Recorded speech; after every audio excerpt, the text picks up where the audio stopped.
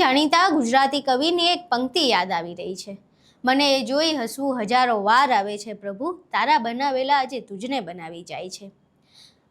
આ પંક્તિનો સાર આજે રામ મંદિરમાં ચોરી અને ત્યારબાદ દ્વારકા મંદિરમાં ચોરીના આક્ષેપો વચ્ચે બરોબર ફિટ થઈ રહી છે। આજે આ પંક્તિની સાથે અમે તમને બેટ દ્વારકા લઈ જઈશું, એ પવિત્ર ભૂમિ પર જ્યાં ક્યારેક ગરીબ સુદામાએ પોતાના મિત્ર કાળિયા ઠાકરને એક મુઠ્ઠી તાંદુલ અર્પણ કર્યા હતા અને ભગવાને આખી સોનાની નગરી એના નામ કરી દીધી હતી। પણ કળિયુગની વરવી વાસ્તવિકતા તો જુઓ, જે જગતનો નાથ આખી સૃષ્ટિનું પાલન પોષણ કરે છે, આજે માણસે એના જ ભંડારમાં લૂંટ ચલાવી છે। 2000 કરોડ રૂપિયા। જી હા, આ આંકડો સાંભળીને રૂવાડા ઊભા થઈ જાય। જે આસ્થાના ચરણોમાં આપણે આપણું માથું ટેકવીએ છીએ, ત્યાં કોઈ અંધારામાં આવડો મોટો કાળો ખેલ કરી ગયું છે। આજે ચક્રવાત ન્યૂઝ માત્ર સમાચાર નથી લાવ્યું, પણ લાખો ભક્તોની વલોવાયેલી લાગણીઓ અને પીડાનો અવાજ લાવ્યું છે। આપણા વાલા દ્વારકાધીશના દરબારમાં આ મહાપાપ કેવી રીતે થયું અને કોણે કરી પ્રભુ સાથે આ ગદ્દારી, આ વિશે વાત કરવા અમે દ્વારકાધીશ મંદિર સાથે જોડાયેલા મુખિયા સાથે વાત કરી હતી। અહીં જુઓ અમારો ખાસ અહેવાલ।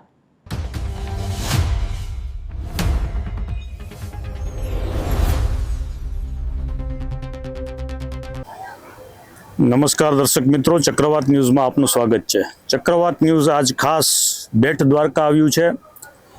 આપ સૌ જાણો છો કે છેલ્લા ઘણા દિવસોથી બેટ દ્વારકાનો એક ઇસ્યુ લોકોની વચ્ચે ચર્ચાના એરણ પર ચડ્યો છે। જે રીતે અયોધ્યામાં રામ મંદિરમાં ચોરી અને કિંમતી સોનાની વસ્તુઓ ગુમ થવાની ઘટનાઓ પ્રકાશમાં આવી હતી અને ત્યારબાદ યોગી સરકાર દ્વારા એસઆઈટીની રચના કરી અને આ બાબતે ત્વરિત કાર્યવાહી હાથ ધરવામાં આવી છે। આ જ પ્રકારની જે આક્ષેપ કહી શકાય એ આ જ પ્રકારે બેટ દ્વારકામાં પણ થઈ રહ્યા છે। છેલ્લા ઘણા દિવસથી અહીંનું જે ટ્રસ્ટ છે, જે સંચાલક મંડળ છે, એના ઉપર સોનું ગુમ થવાના ગંભીર આક્ષેપો થઈ રહ્યા છે। ત્યારે આજે આ પ્રકરણની જાત તપાસ કરવા માટે થઈ ચક્રવાત ન્યૂઝની ટીમ બેટ દ્વારકા આવી છે અને અમે અત્યારે મળી રહ્યા છીએ બેટ દ્વારકામાં બેઠકજી જે ધરાવે છે, મુખિયાજી છે કે જે વર્ષોથી પરંપરાગત આ બેટ દ્વારકાના મંદિર સાથે જોડાયેલા છે। મુખિયાજી અતુલભાઈ આપણી સાથે છે। અતુલભાઈ, શું કહેશો, અત્યારે જે આખા સૌરાષ્ટ્ર અને ગુજરાતની અંદર આ એક આપણું બધાનું એક પવિત્ર આસ્થાનું ધામ છે, શ્રી કૃષ્ણ ભગવાન પ્રત્યેની આસ્થા સમગ્ર દેશના સનાતન સમાજની અંદર ખૂબ જ મોટી છે। જ્યારે આસ્થા ઉપર વાર થાય એ પ્રકારના સમાચારો બેટ દ્વારકાથી સતત આવી રહ્યા છે, મીડિયાની અંદર પણ સતત અહેવાલો પ્રકાશિત થઈ રહ્યા છે। શું છે આ સમગ્ર ઘટના? આની અંદર એક વાત કરીએ તો 84ની સાલમાં, 84 અથવા 85માં અહીંનું સોનું અને સોનાથી વિશેષ ઝવેરાત, કે જે ઝવેરાતની અંદર માણેક, હીરા, બધી વસ્તુઓ આવતી હોય, એ અહીંથી ટંકો ભરી, 9 ટંકો ભરી અને આ માલ બધોય અમદાવાદના જે તે સમયના ટ્રસ્ટીઓ અમદાવાદ લઈ ગયા અને અમે 2022થી આની સામે લડત લડી રહ્યા છે કે ભાઈ આ વસ્તુઓ બેટ મંદિરની છે અને ઠાકોરજીને ધરાવવા માટે પાછી બેટ મંદિરમાં આવવી જોઈએ। પણ અત્યાર સુધીમાં અમને ક્યાંયથી કોઈ જવાબ મળ્યો નથી, પરંતુ આ ન્યૂઝમાં આવવા ચાલુ થયા પછી ખૂબ જ આની ગતિ પકડી હોય થોડુંક એવું અમને લાગી રહ્યું છે। અને આની અંદર એક વિશેષ વાત કરું તો મારો આ મંદિર સાથે વિશેષ જોડાવ એટલા માટે છે કે જેની હું સેવા પૂજા કરું છું એ શ્રી વલ્લભાચાર્ય આચાર્ય શ્રી મહાપ્રભુજીની 62 નંબરના બેઠકજી બેટ દ્વારકામાં આવેલા છે। અને એ વલ્લભાચાર્ય જ્યારે બેટમાં પધાર્યા ત્યારે એને આ દ્વારકાધીશ સ્વપ્ન સ્વરૂપે આવી અને લાડવા ગામ, દ્વારકાથી ગોપી વચ્ચે એક ડુંગર છે નાનો, ત્યાંથી આ સ્વરૂપને બેટ દ્વારકાની અંદર પધરાવ્યા અને એની સ્થાપના કરી। માટે મારી વિશેષ એક નૈતિક જવાબદારી બને છે કે આ મંદિર માટે મારે કંઈક લડત લડવી જોઈએ। મુખિયાજી, તમારા અભ્યાસ પ્રમાણે આ મંદિરની પાસે કેટલું સોનું હતું અને અત્યારે એની શું પરિસ્થિતિ છે? સોનાની જો વાત કરીએ ને તો 200 કરોડ કે જ નહીં, મારી દ્રષ્ટિએ 200 નહીં પણ 2000 કરોડનું સોનું આની પાસે અત્યારે હોવું જોઈએ, એટલી અમારી છે કે અહીંની બેટની જે લોકરો છે એમાં એટલું સોનું છે। પછી અમદાવાદ જે લઈ ગયા એ હજી પડ્યું છે, એ એમ કહે છે પડ્યું છે, પરંતુ એની પૂરતી અમારી પાસે કોઈ ખાતરી નથી કે અહીંયા પડ્યું હોય, પણ એ ટ્રસ્ટીઓ એમ કહે છે કે અમારી પાસે છે. હવે એમાં અમારી માગણી એ જ છે કે આ સોનું લઈ જનાર વ્યક્તિમાંથી એક વ્યક્તિ જીવિત છે કે જેની ઉંમર 80 વર્ષ આસપાસ છે, અને એને આ તમામ દાગીનાનું લિસ્ટ બનાવ્યું છે કે આ દાગીનાની અંદર કેટલી માણેક છે, કેટલા હીરા છે, કેટલા મોતી છે, કેટલી પાંદડી આવેલી છે અને એનું વજન શું છે. આવી પર્ટિક્યુલર આખું રજિસ્ટર બનાવેલું છે. એ વ્યક્તિને પણ જો આપ મળો તો આપને એમાંથી પણ માહિતી મળશે. તો અમે એટલું જ કહીએ છીએ કે એ વ્યક્તિને એ રજિસ્ટર બતાડે કે આ અક્ષર એમના છે, પછી એ વ્યક્તિની હાજરીની અંદર એ ખોલવામાં આવે અને એ દાગીના ગણાઈ જાય તો અમને એને સેલ્યુટ કરશું કે ના એને કામ આ કર્યું. પણ એને કરવું જ નથી કાંઈ, એ એમ કે આવી તો હાલે રાખે. અને બીજી વાત કરું મહત્વની કે આ મંદિરના ટ્રસ્ટીઓ જે બંધારણ છે, મંદિરનું ટ્રસ્ટનું બંધારણ, જેને ટ્રસ્ટનું હૃદય કહેવામાં આવે, એની અંદર આ બેટની અંદરની કોઈ પ્રોપર્ટી ચડેલી નથી, સોના ચાંદી ચડેલા નથી. અને એની અંદર 2 થી 3 ટ્રસ્ટીઓ તો એવા છે કે જે ગુનાહિત પ્રવૃત્તિ સાથે જોડાયેલા છે. એમાં પહેલું નામ આવે છે આ ટ્રસ્ટના ઉપપ્રમુખ સમીરભાઈ પટેલનું, કે જે 5-7 વર્ષ પહેલાં બોટાદમાં લઠ્ઠાકાંડ થયો હતો, એમાં 46 કે 47 માણસોના મૃત્યુ થયા હતા. એ દરેકને બધાઈને કોર્ટના આદેશથી 3-3 લાખ ચૂકવા છે, માટે ગુનેગાર છે. એને ત્વરિત રાજીનામું આપવું જોઈએ. આ ટ્રસ્ટની અંદર રહી શકે એમ જ નથી બંધારણના નિયમ મુજબ.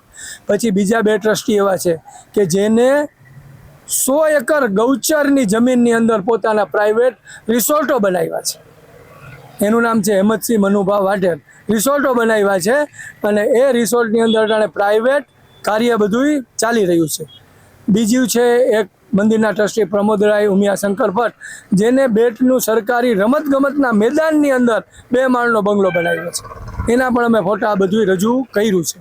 પછી બીજી એક વિશેષ વાત કરું કે આજે મંદિરના કર્મચારીઓનો પગાર 7 થી 8 હજાર રૂપિયા આપવામાં આવે છે, અને એની જે સિક્યુરિટી કરવામાં આવે છે એનો પગાર 25,000 રૂપિયા છે. કે જે સોના ચાંદી સંભાળીને બેઠા છે એને 7-8 હજાર આપો છો, પગાર ન વધારવો પડે. એટલે એને કેવી વ્યવસ્થા કરી છે આપ જાણો સાહેબ, કે સવારના 11:30 થી 12:30 સુધી તમારે કરપ્શન કરવાનું, ગોલપના પૈસા તમારે ચરણમાં લઈને ભાગ પાડવાનો, પછી સાંજના 4:30 થી 6 વાગ્યા સુધી તમે આ કરો. જે ખુદ ટ્રસ્ટીઓ જ કર્મચારીઓને ચોરી શીખાડે છે કે આમને આમ તમે ચોરી કરો. હું નથી કહેતો, તમે અંદરના સિક્યુરિટી સ્ટાફને પૂછો, મંદિરના કર્મચારીને પૂછો કે મેં ટાઈમ આપ્યો એ ટાઈમ મુજબ પૈસા લેવામાં આવે છે. જો સત્ય હોય તો જ તમે આ મારું આ છાપજો. મુખિયાજી, એક વિશેષ બાબત આપની પાસેથી જાણવા માંગીશ કે તમે આ બાબતની સત્તાવાળાઓ તંત્ર સુધી રજૂઆતો કરી છે, તો એનો શું પ્રત્યુત્તર અત્યાર સુધીમાં મળ્યો છે? એમાં અમે આ સોના ચાંદીની રજૂઆત 2022થી દરેક જગ્યાએ કરેલી, એમાંથી ક્યાંયથી અમને કોઈ પ્રત્યુત્તર મળેલ નથી. પણ આ ગૌચર દબાણ અને આ દબાણ વિશે અમે હાઈકોર્ટમાં ગયા. એટલે હાઈકોર્ટે ગુજરાત સરકારને આદેશ કર્યો કે આની તાત્કાલિક વ્યવસ્થા કરો. એટલે ગુજરાત સરકારે રેવન્યુ ડિપાર્ટમેન્ટને કાગળ આપ્યો, રેવન્યુ ડિપાર્ટમેન્ટે કલેક્ટરને કાગળ મોકલો, કલેક્ટરે મામલતદારને આપ્યો, અને મામલતદારે આ કાર્યક્ષેત્ર ઓખા નગરપાલિકાનું આવતું હોય, ઓખા નગરપાલિકાને કાગળ સોંપવામાં આવ્યો. અમને એવા અંદરથી સમાચાર મળી રહ્યા છે કાલના કે એ બાબતની નોટિસ કાલે ઇસ્યુ થઈ છે અને ચીફ ઓફિસરે એમાં સાઇન કરી છે. એવા અમને ઉડતા સમાચાર મળ્યા છે. એટલે આ છાપામાં આવવાથી આ એક્શન એક લેવાનું ચાલુ થયું એવો અમને સંતોષ થઈ રહ્યો છે. મુખિયાજી, એક વિશેષ વાત કે તમે જે રજૂઆત કરી છે એમાં તમારા મુખ્ય મુદ્દાઓ કયા કયા છે? એક તો મુખ્ય મુદ્દાઓ અમારા સોનાનું પ્રકરણ છે, પછી કર્મચારીઓના પગાર ઓછા છે, પછી બીજા નંબરની અંદર ભૂકંપ પછી રિલાયન્સ ઇન્ડસ્ટ્રીએ 78 લાખ રૂપિયાની આ મંદિરને ચાંદીના દરવાજા માટે 78 લાખ રૂપિયા આપ્યા. 5 મંદિરના દરવાજાઓ માટેનું ત્યારનું કોટેશન 78 લાખનું થયું. એને 78 લાખ આપ્યા અને 78 લાખનો ચેક બેટ મંદિરમાં જમા કરી અને સમીરભાઈ એ ચેક લઈ અને સીધા અમદાવાદ જઈને એને આ બધી ખરીદીઓ કરી. નિયમ વિરુદ્ધ કામ થયું. શું કામ થયું કે 1 લાખની ઉપરની ખરીદીના એને ભાવ લેવાના હોય કે ભાઈ જેનો ઓછો ભાવ હોય એની આ ખરીદી થાય. બીજા નંબરની અંદર અવળી મોટી ખરીદીની અંદર ટ્રસ્ટની અંદર ઠરાવ થવો જોઈએ અને ટ્રસ્ટ ગમે એ ટ્રસ્ટીની નિમણૂક કરે, એક યા 2 ટ્રસ્ટીની, કે આ 2 જણા આની ખરીદી કરશે. પણ એ પણ થયું નથી. પાકા સમાચાર અમારી પાસે છે.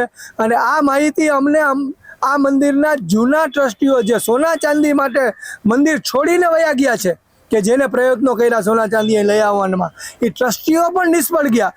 એ ટ્રસ્ટીઓ મારફતે અમને આ બધી વાતો જાણવા અંદરની મળેલી છે. મુખિયાજી, તમે કહી રહ્યા છો કે ટ્રસ્ટનું 2000 કરોડનું સોનું છે, પરંતુ અત્યારે એનો કોઈ હિસાબ નથી. ક્યાં છે, કઈ અવસ્થામાં છે, એના વિશે ટ્રસ્ટીઓ જવાબ આપી નથી રહ્યા.